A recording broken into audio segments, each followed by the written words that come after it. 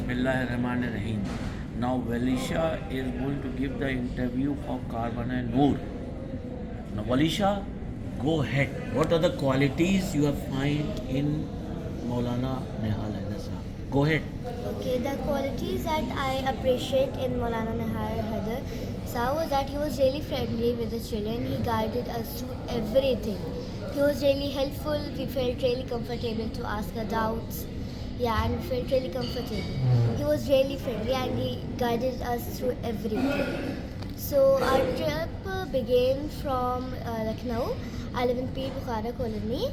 So we went from the airport. Our first flight went to Muscat.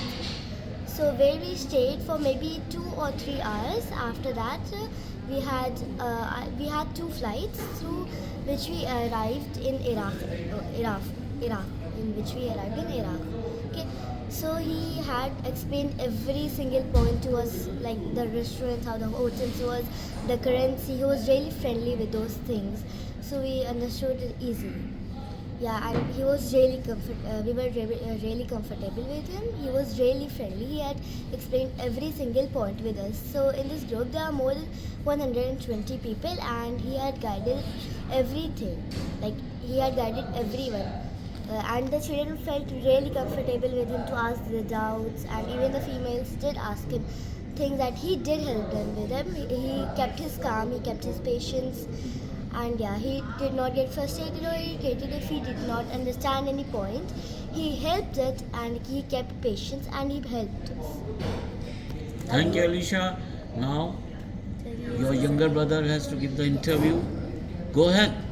The one thing I noticed in Maulana Nihal that he is very calm and friendly to the child because and he is taking a very hard task of 120 people to come to Iraq and Iran. Some people have gone only in Iraq, but still more than 70 people were there, and he was very calm with the women and the children.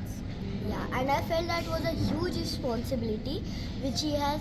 It was a huge responsibility because he had guided more than 120 people, which was a very, stressful task. About but Zarat. Yeah, about Zarat. So we went to Samra, Karbala, and Najaf.